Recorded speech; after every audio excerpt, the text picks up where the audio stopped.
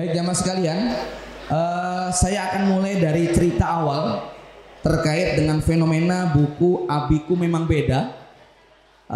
Saya juga tidak tahu gimana rasa Mas Umar, apakah yang semacam ini menjadi yang diprediksi bahwa kemungkinan Abiku Memang Beda ini akan menjadi perbincangan di jagat media, sosial media maupun di dunia offline ya. Tapi yang jelas perkenalan kami dengan buku Abiku Memang Beda bermula ketika sekitar 1 bulan yang silam kami mengundang narasumber anak muda juga, usianya 17 tahun, yakni Mas Fatih Madini yang telah menulis 2 buku tebal kurang lebih sekitar 280 halaman yang diberi kata pengantar oleh Dr. Muhammad Ardiansah.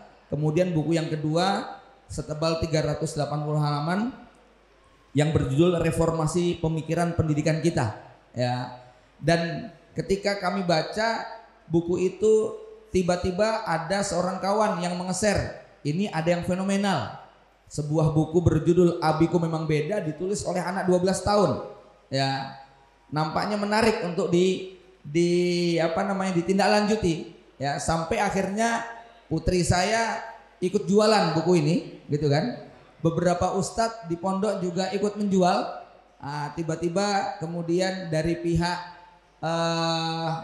penulis, dalam hal ini ayahanda dari Umar Humam, ada keinginan untuk ziarah ke tempat kami ya. Akhirnya disepakati ziarah ke rumah kami ya, setelah beliau dan tim datang untuk berziarah. Dan rupanya ini bukan ziarah yang pertama, karena memang niatnya kunjungan kepada para reseller ya.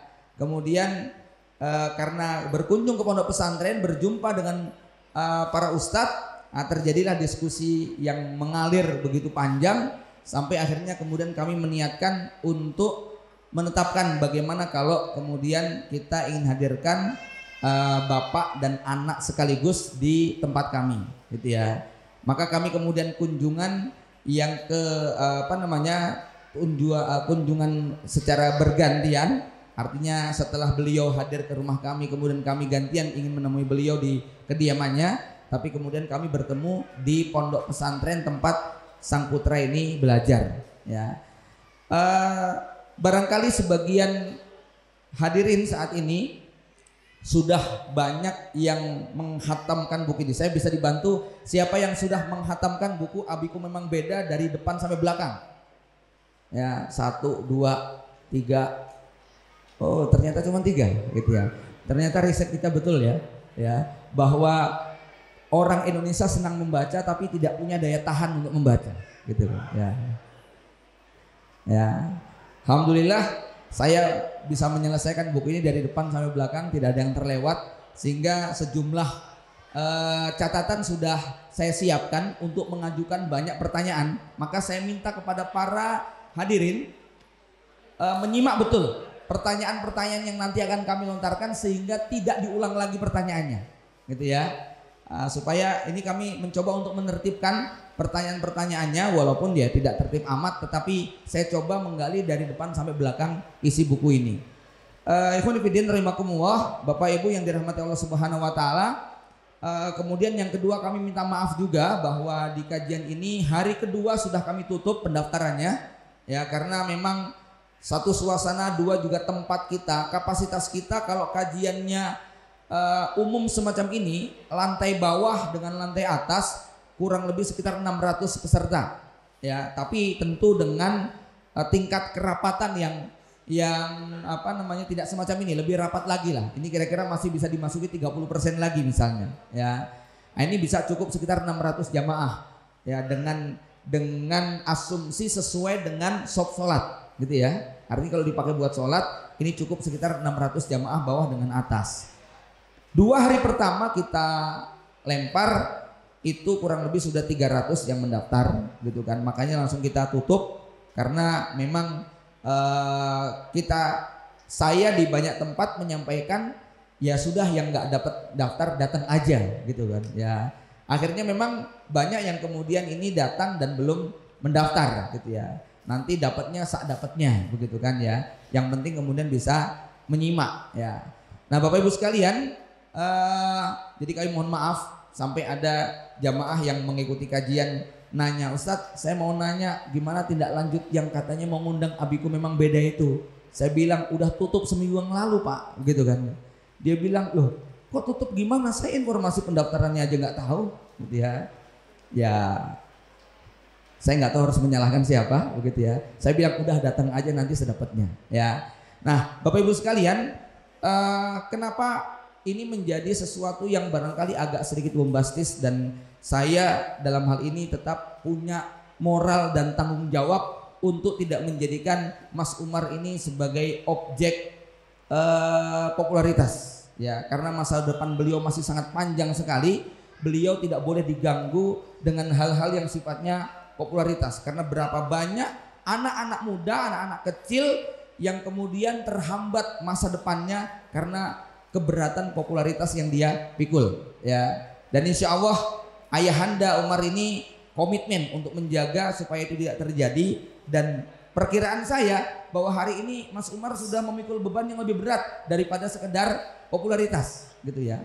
Popularitas yang bisa dimiliki oleh siapa saja tanpa mutu blas itu bisa, karena orang bisa bikin konten YouTube diem 2 jam di depan kamera, followernya 1 juta gitu loh, nggak ngapa-ngapain, cuman bengong aja, ya.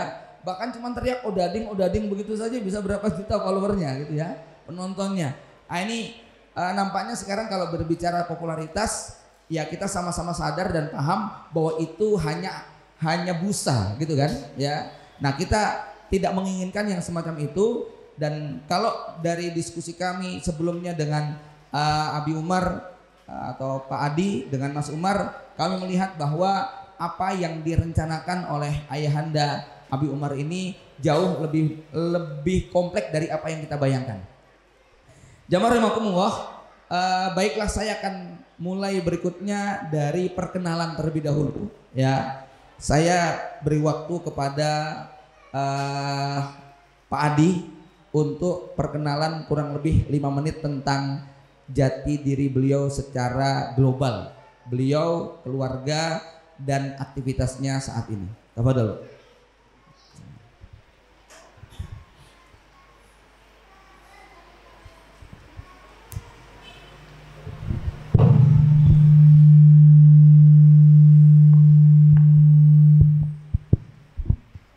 Bismillahirrahmanirrahim.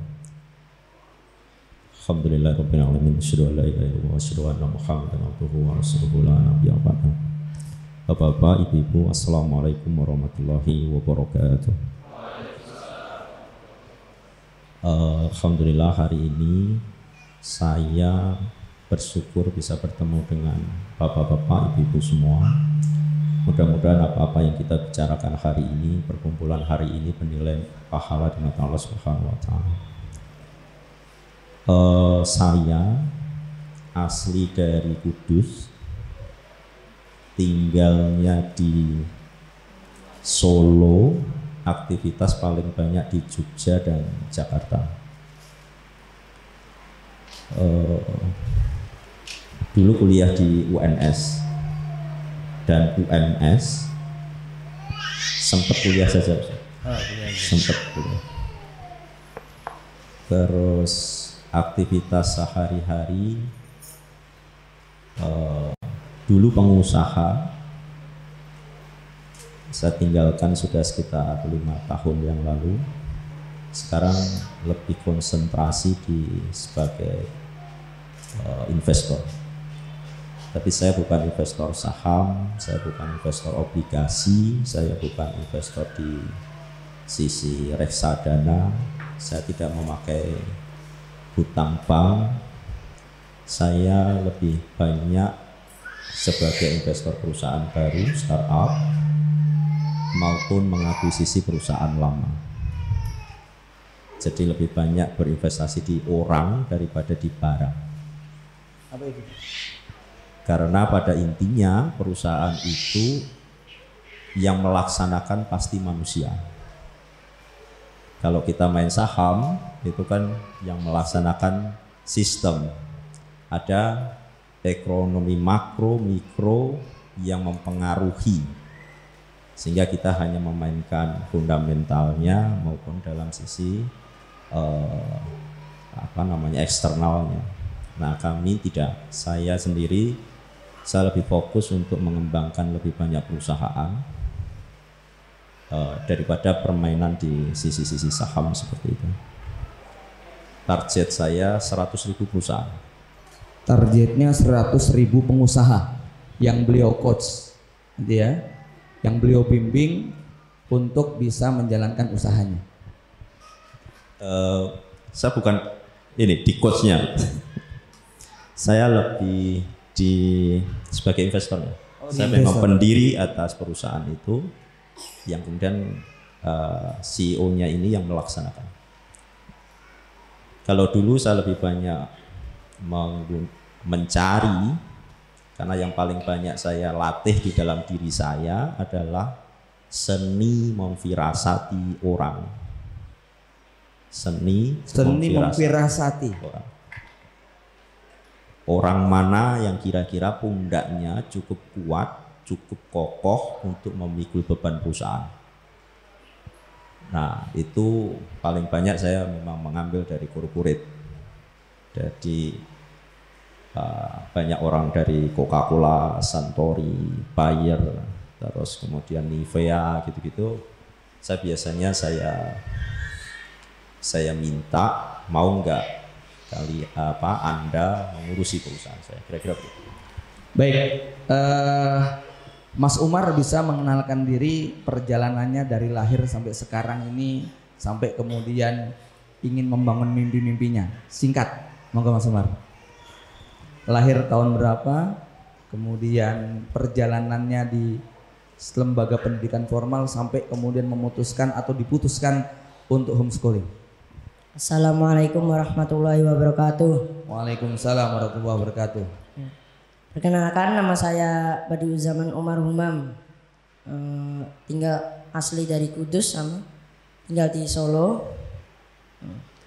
Dulu saya sempat sekolah. Tahun berapa lahirnya Mas Umar? Oh iya, tahun 2008, tanggal 12 bulan Januari. Januari, berarti 12 tahun lebih. Ya Pak ya? Masuk 13 ya? Iya, Januari besok 13. Saya dulu sempat sekolah di pendidikan formal di 2 SD, dari kelas 1 hingga kelas 2 keluar, lalu dari kelas 2 hingga kelas 5. Nah, kenapa kok saya tidak homeschooling pada awal ya? Karena bagaimanapun juga Abi harus minta restu sama Eyang, sama sama uminya Abi. Iya. Itu adalah poin keputusan. Lalu akhirnya diizinkan setelah mau memasuki kelas 6. Akhirnya kita homeschooling, saya homeschooling. Oke. Bapak Ibu sekalian, sedikit saya informasikan seperti apa Mas Umar Umam dengan buku Abiku Memang Beda. Ya, dari yang kami gali, informasi yang beredar juga tercatat sebagian di iklan-iklan buku ini. Mas Umar dididik langsung oleh ayahanda Adi Sukmono, tetapi juga tetap menjalani pendidikan formal di 2 SD. 2 tahun pertama sempat di Mitkum, ya, Mitkum milik Abah Kasum. Kemudian setelah itu berpindah sampai kelas 5 SD, sampai akhirnya kemudian sang ayah yang punya rencana homeschooling mengambil keputusan setelah mendapat restu dari sang bunda. Tapi saya dengar Pak Adi sudah punya rencana untuk tidak menyekolahkan anak-anaknya di awal rencana menikah. Gimana itu Pak? Itu memang benar. Sebelum saya menikah, saya memiliki syarat kepada istri. Setidaknya ada 6 syarat, tapi salah satunya adalah 6 syarat itu apa ya? Ini yang jomblo-jomblo dengerin ya. Yang pertama adalah saya meriset ketika saya waktu sebelum menikah, kira-kira apa saja isu-isu yang akan saya hadapi ketika saya nanti menikah. Jadi kira-kira apa saja isu-isu yang akan saya hadapi ketika saya menikah, dan isu itu betul-betul keras dan kebanyakan orang gagal melaluinya. Nah, saya menemukan ada di 6 kosakata ini. 6 kosakata inilah syarat itu. Yang pertama itu adalah unsur waktu, yang kedua adalah unsurnya harta, yang ketiga unsur ketaatan, yang keempat itu adalah unsur soal poligami, yang kelima itu unsurnya adalah soal jihad, yang keenam unsurnya pendidikan anak. Berarti ini terkait dengan pendidikan ya? Salah satunya. Nah, kosakata ini banyak orang yang akhirnya pada proses perjalanannya menikah itu sedikit sekali yang melampauinya itu dengan benar. Kadang hanya sekedar dilupakan. Padahal isu ini akan terus terkait dengan diri kita sepanjang kita ini menikah. Pertama, soal waktu. Saya selalu mengatakan kepada istri saya sebelum menikah, karena saya dulu dijodohkan, tidak pacaran. Ketika nanti saya menikah sama kamu, saya bukan tipe orang yang ada di rumah, tapi saya akan terus-menerus berada di luar rumah untuk mengurusi orang lain yang lebih banyak. Karena saya bukan suami untuk satu istri dan sekian anak. Ibu-ibu bisa disimak dengan baik? Nanti dulu. Sebenarnya nanti ada yang lain. Ya.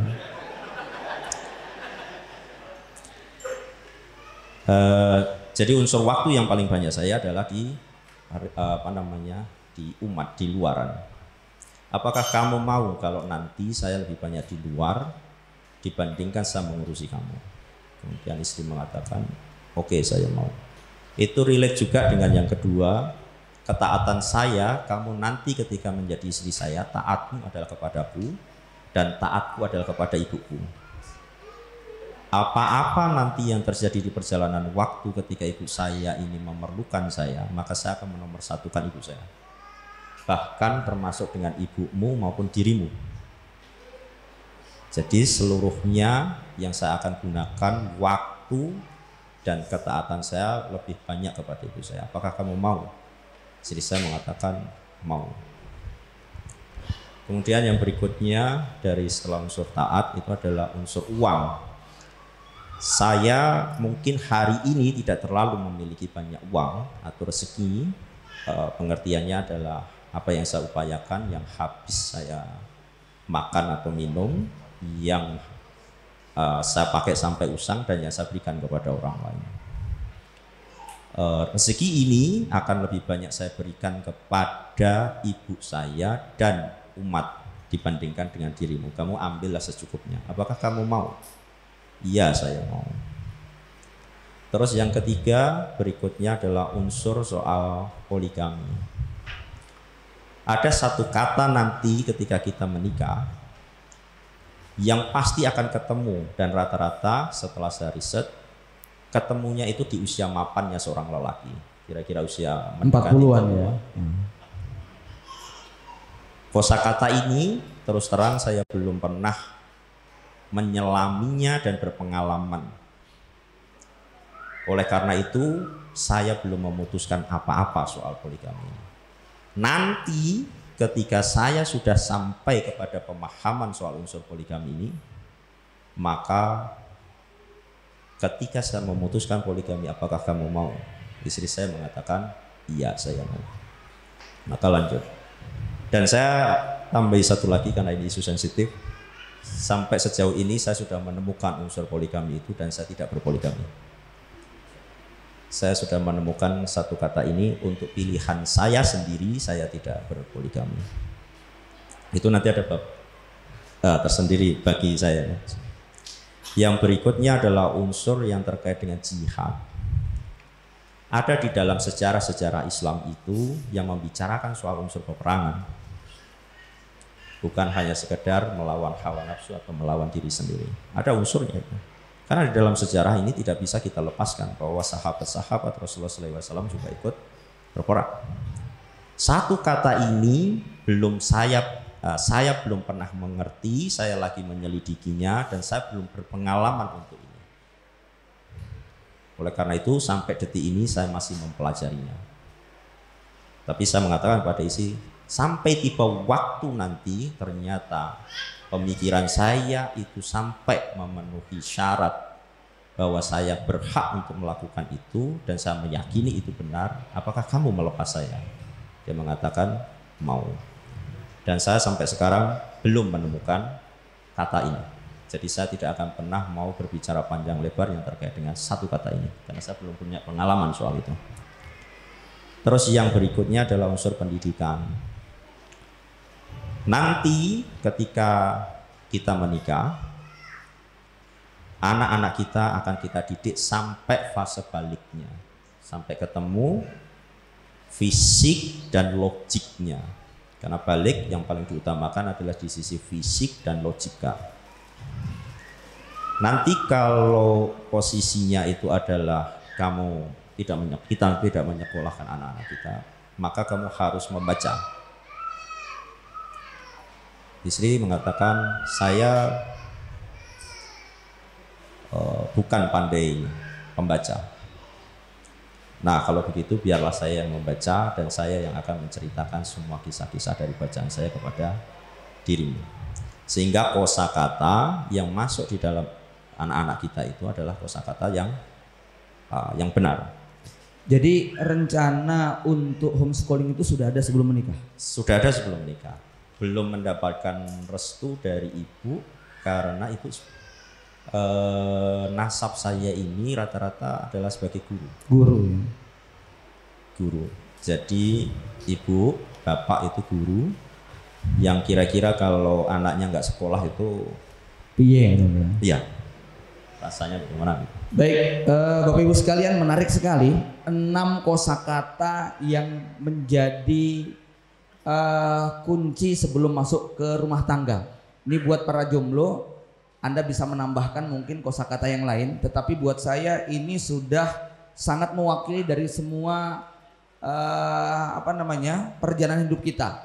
Waktu, harta, konsep ketaatan, konsep jihad, konsep poligami dan konsep pendidikan itu sudah dibahas di awal sebelum Pak Adi berumah tangga. Ada MOU, komitmen, kesiapan, bukan sekedar kamu siap nggak jadi istri saya, tetapi istri dalam hal ini sudah dipahamkan tentang semua kosakata ini. Dan ini tentu bukan kosakata kosong, dia memiliki dimensi yang sangat luas sekali. Maka tidak heran kalau kemudian seorang Umar Humam di usia 12 tahun ketika ditanya visi misinya, dia bisa menjelaskan bahwa besok saya akan poligami. Gitu ya. Ya. Karena memang ini kosakata yang masuk dalam 6 kosakata pokok. Tolong buat bapak-bapak lebih fokus kepada kosakata yang lain, ya. Karena ini belum selesai. Artinya Anda konsep hartanya itu belum rampung, konsep waktu belum punya, apalagi konsep jihad. Konsep taat saja barangkali di antara kita banyak yang belum meyakinkan bahwa kalau terjadi konflik antara kau dengan ibuku, aku akan mendahulukan ibuku. Pernah nggak MOU ini ditawarkan kepada pasangan kita?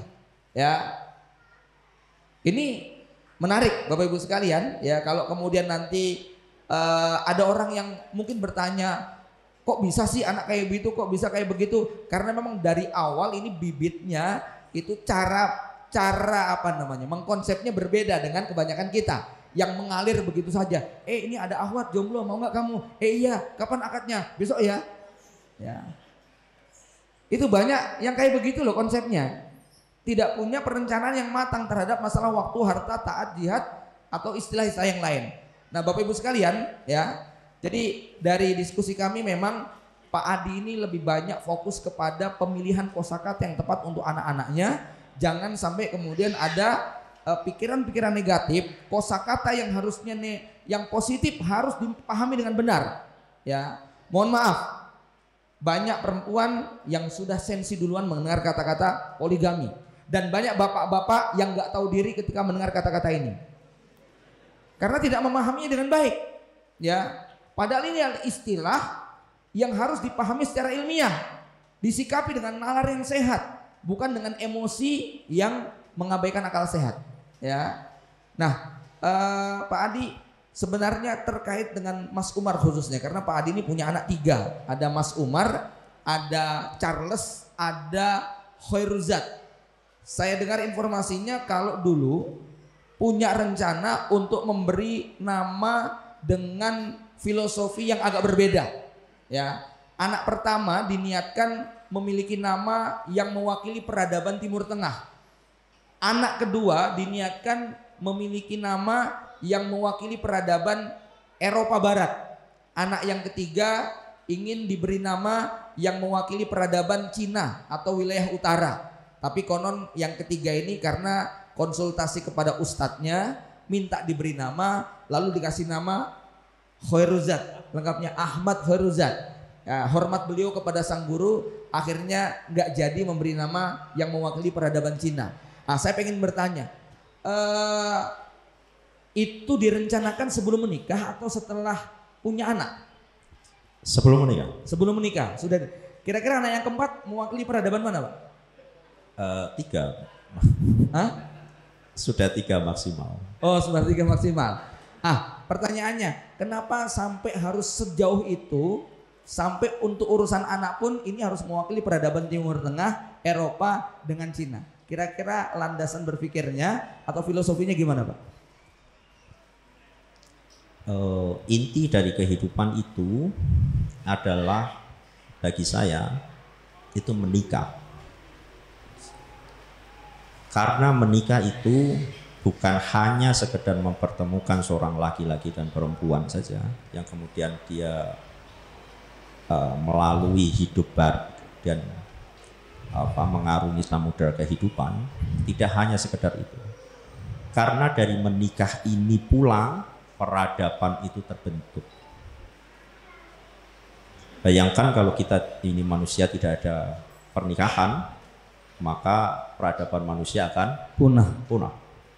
Oleh karena itu, karena unsur terkecil daripada yang namanya peradaban itu adalah menikah, maka di sisi menikah ini pula di ujungnya saya ikat bahwa ini adalah visi peradaban. Oleh karena itu saya membagi menjadi 3 karena peradaban di dunia sepanjang pasca dari prasejarah itu setidaknya ada 3. Maka saya ambil dari ketiga peradaban dunia tersebut. Bapak Ibu sekalian, ini hal yang barangkali juga tidak banyak dipikirkan. Mas yang jomblo-jomblo, tolong diperhatikan baik-baik ya. Ya. Jadi memberi nama anak ini ternyata tidak sekedar enak dipanggil, keren. Tapi memang nama nomor 2 agak keren ya, Charles gitu Pak ya. Ya, jadi nanti Anda kudu ngerti kenapa nama yang pertama kok Badi'uz Zaman. Ini sosok ulama sufi, mujahid, alim yang sangat luar biasa. Umar kita paham, Humam ini adalah orang yang memiliki semangat, kira-kira begitu ya. Nah yang kedua ini kok Charles itu, siapa Charles sebenarnya Pak? Saya ambil dari satu suku kata yang di dalam bahasa Anglo-Saxon. Anglo-Saxon itu adalah bahasa asli dari orang Eropa. Jadi suku Anglo-Saxon. Charles ini sebetulnya bukan nama baptis, tapi dia nama raja-raja yang terdahulu. Jadi sebelumnya belum ada, orang-orang itu nggak boleh memakai nama itu kecuali raja. Kira-kira begitu. Artinya dia itu tegak. Artinya Charles itu nama raja, yang hanya boleh pakai itu raja, gitu kan? Ya, inilah filosofinya. Kemudian diberi nama Charles yang maknanya adalah tegak, istiqomah, kira-kira begitu ya. Ya, jadi Charles kalau diterjemahkan itu mustaqim, kira-kira gitu ya.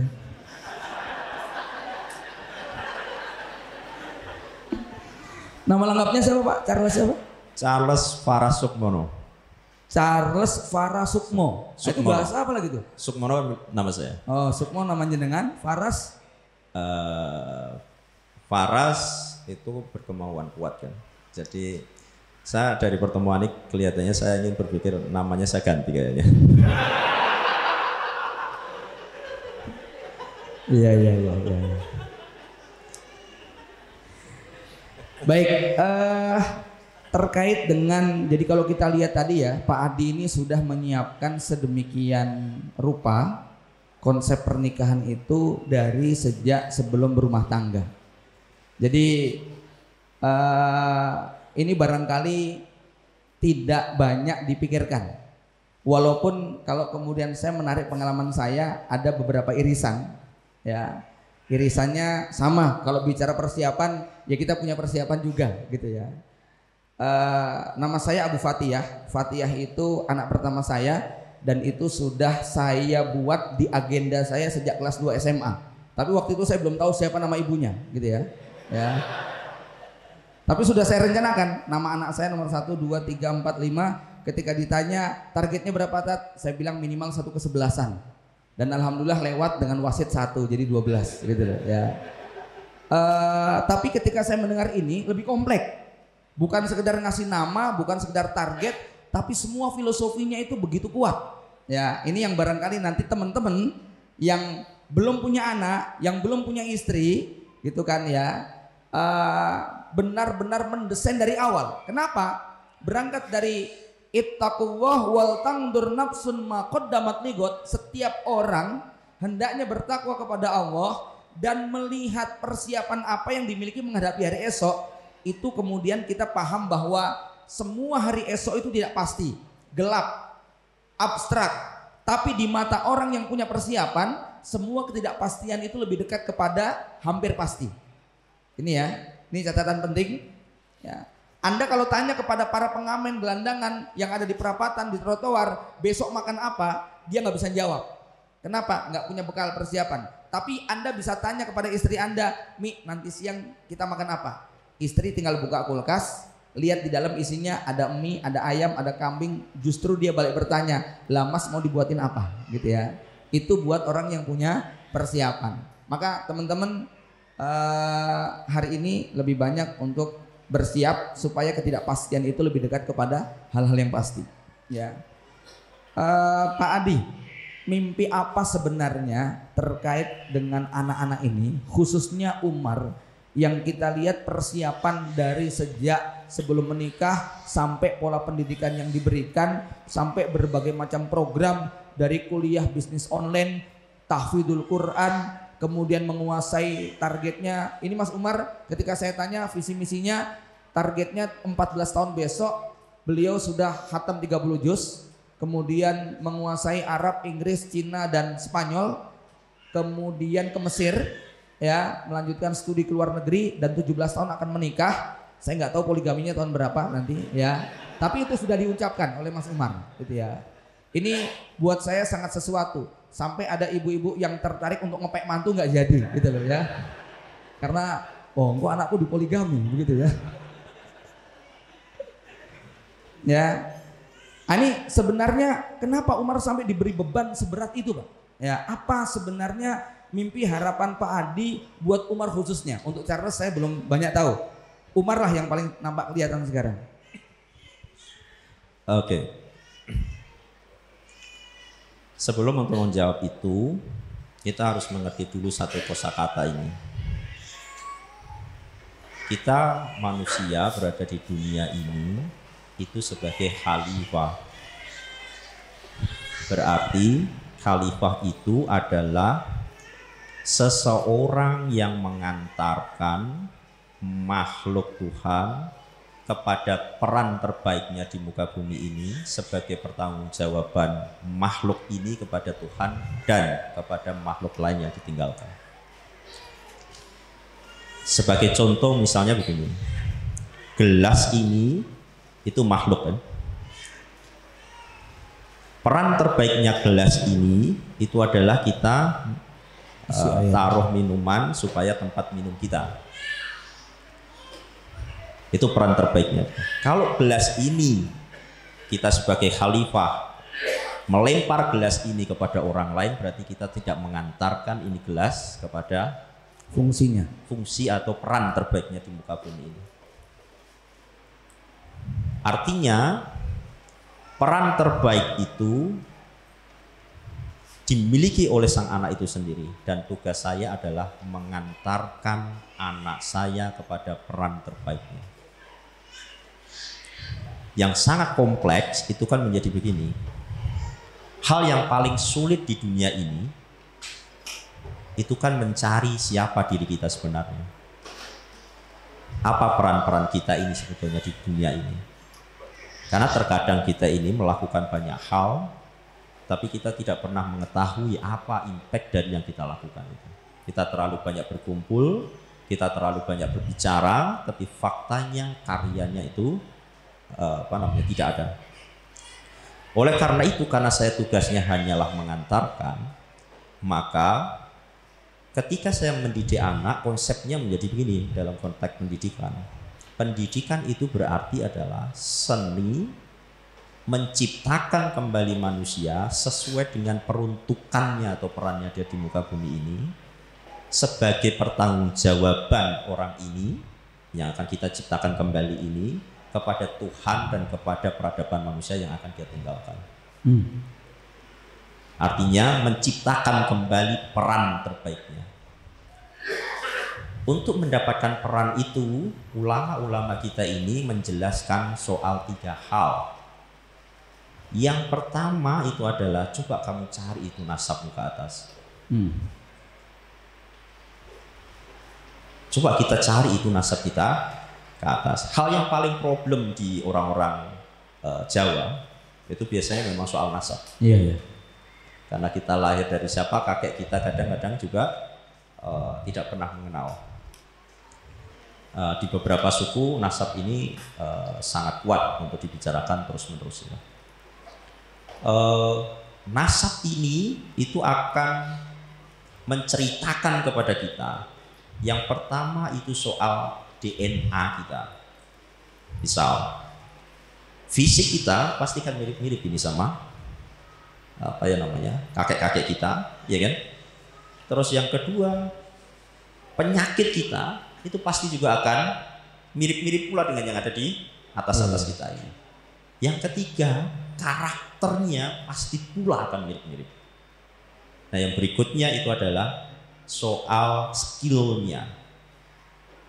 Misalnya mereka adalah rata-rata guru kayak saya, misalnya nasabnya adalah guru, kemudian sebagai seorang teknokrat atau birokrat, yang berikutnya adalah sebagai seorang pengusaha. Jadi nasib saya rata-rata ya kira-kira mirip-mirip. Gak ada yang ke politik, Pak ya? Ada, banyak. Tapi saya belum. Belum mungkin ya, lebih pas. Nah, itu soal nasab. Yang berikutnya yang harus terjelaskan kepada anak itu adalah soal hasab. Apa karya terbaik dari generasi kita ke atas ini yang dirunut ini? Saya kalau menceritakan soal kakeknya Umar ini, saya akan menceritakan seluruh kebaikannya. Bahwa kakekmu dulu begini. Abi sekarang lagi mengejar beliau begini. Jadi isi kepala anak itu sedari awal memang, saya harus memiliki capaian karya yang melebihi daripada kakek dan leluhurnya.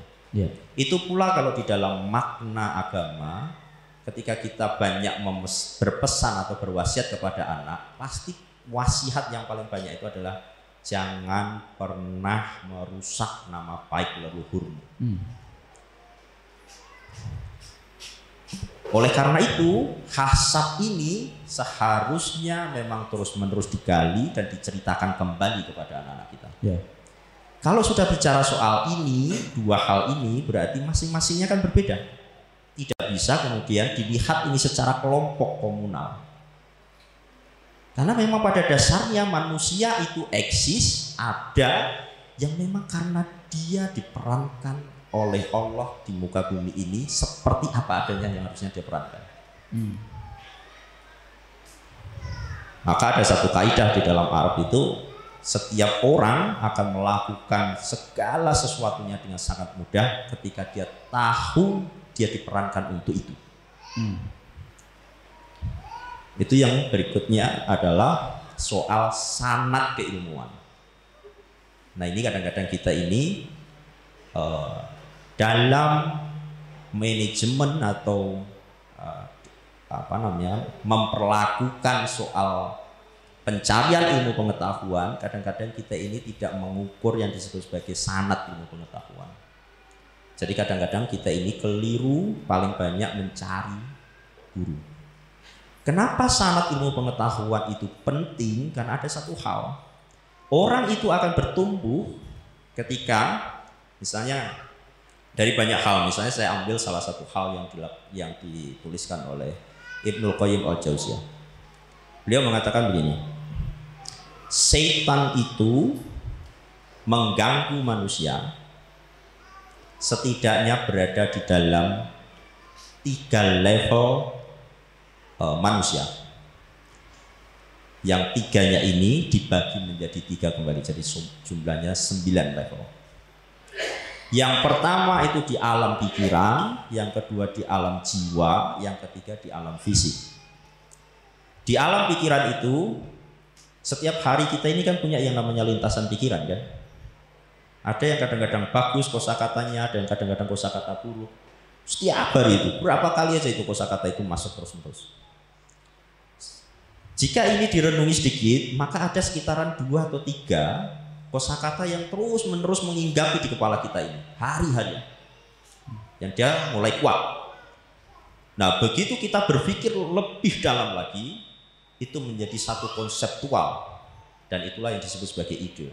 Semua itu adalah ciptaan pertama dari manusia, yang semua ada di alam pikiran.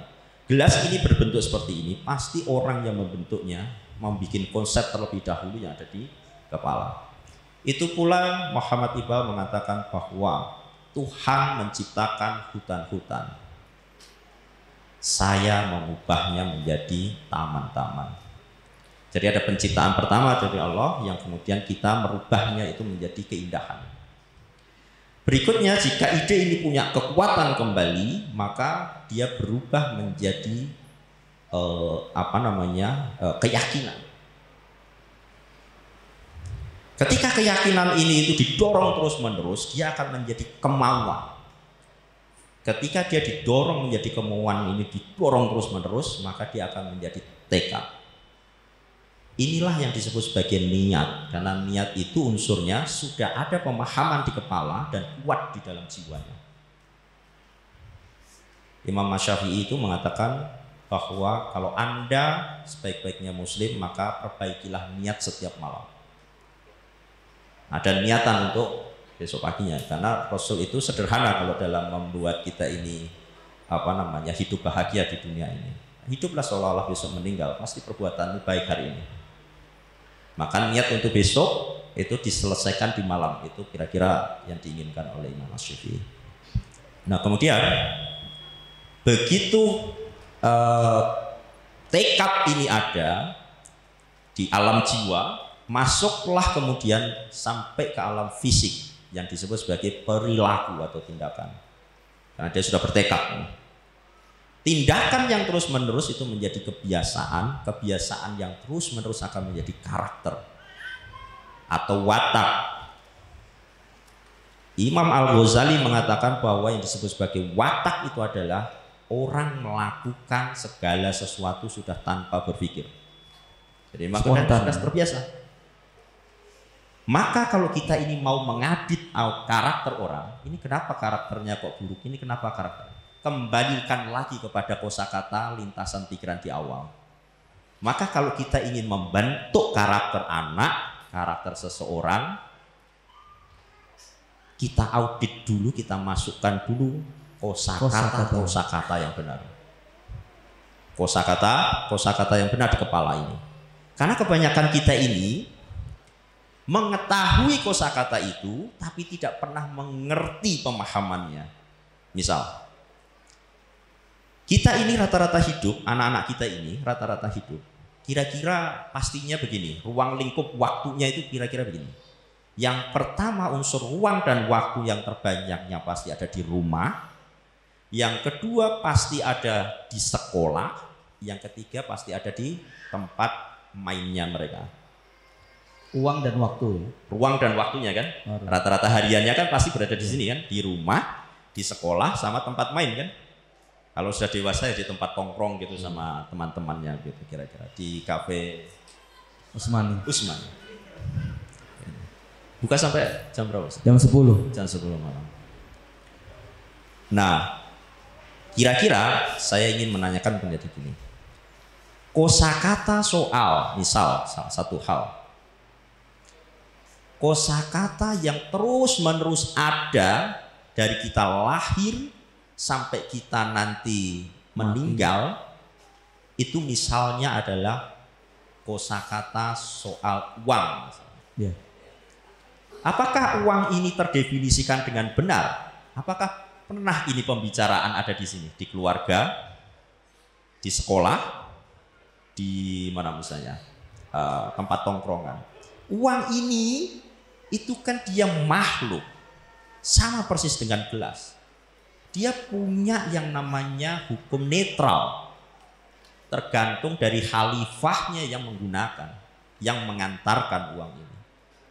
Tapi kadang-kadang kita ini tidak pernah mengerti sifat-sifat uang, karakter uang, sehingga begitu kita ini berjalan waktu, kita kebingungan. Kenapa kok ini uang nggak mendekat kepada saya, dan kira-kira begitu. Dan kita selalu berlindung di kata zuhud ya, kira-kira begitu. Padahal zuhud adalah peristiwa setelah kaya kan. Jadi kita memegang dulu. Kaya itu berarti dia berisi, kepalanya berisi pengetahuan, tangannya berisi kekuasaan, dompetnya berisi uang. Sedangkan miskin berarti butuh, kepalanya butuh ilmu pengetahuan, kekuasaan, tangannya butuh kekuasaan, dompetnya butuh harta. Jadi kalau kemudian dia sudah memiliki semuanya, maka konsep yuhudnya adalah buang. Jangan kau letakkan itu di hati. Tapi kalau kita belum memiliki, itu namanya fakir miskin. Yeah. Itu namanya fakir miskin. Iya kan? Nah, konsep-konsep seperti ini itu harus terjelas, sangat banyak tidak terjelaskan di tiga hal ini. Misal sebagai satu kata lagi, apa itu kaya? Apa itu kekayaan? Apa itu uang? Apa itu mata uang? Misal kembali lagi, kalau saya kembalikan lagi kepada makna-makna yang lebih banyak lagi. Apa itu kematian? Kira-kira konsep kosakata ini itu sering kita diskusikan dengan benar nggak di dalam keluarga, sekolah, maupun di tongkrongan. Atau yang paling banyak lagi, secara hidup itu kan sangat sederhana ya, mulai dari bayi masuk ke kanak-kanak, masuk ke balik, setelah itu habis balik menikah kan, menjadi seorang suami, menjadi seorang ayah, menjadi seorang kakek. Sekarang saya mau nanya, kira-kira suami itu sifatnya, karakter, tujuannya dan segala macam itu terjelaskan dengan baik dengan anak-anak kita di tiga ini, rumah, sekolah maupun di tongkrongan itu.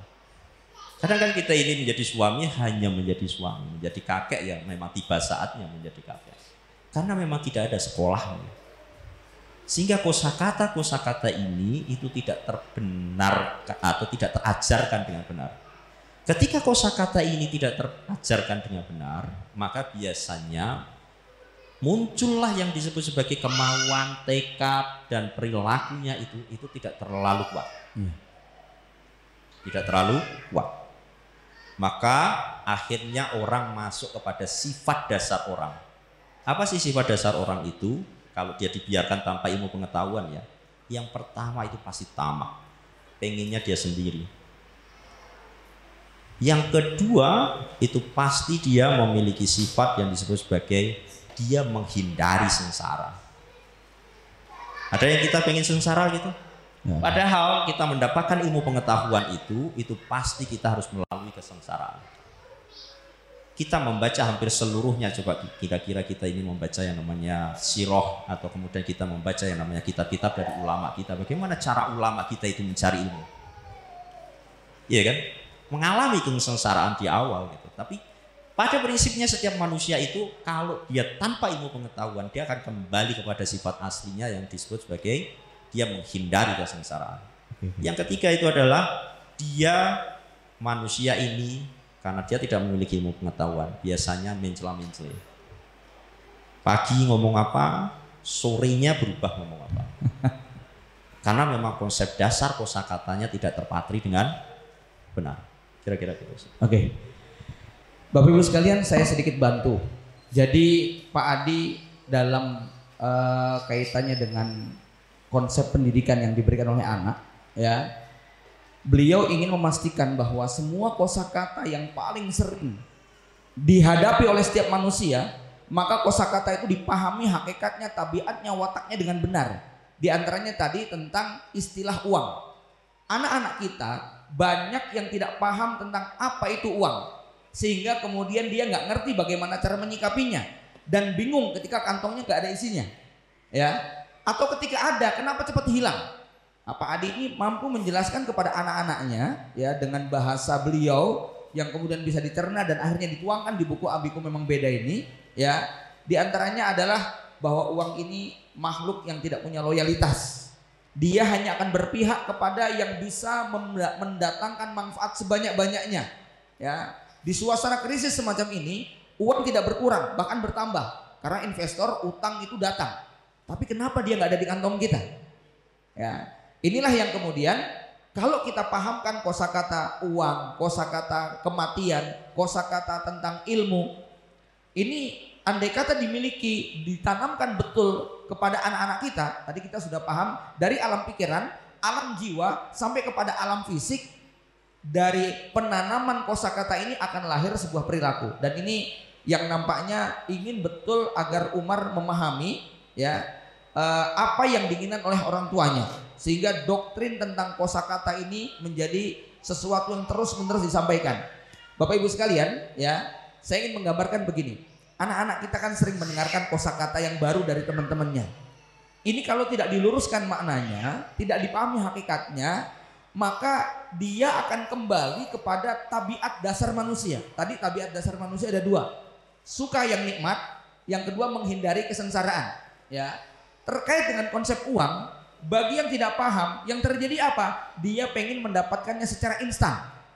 Ini kalau nggak paham, ya. Tetapi kalau dia paham, maka wala uzaki Allahu ahad, Umar dengan kekayaan yang di atas rata-rata antum sekalian, beliau punya perusahaan, omsetnya sudah ratusan juta per bulan, punya banyak karyawan, kemudian dan itu sudah dilakukan dari sejak beliau kecil, karena beliau di rumahnya ini dijuluki sebagai Menteri Keuangan Keluarga.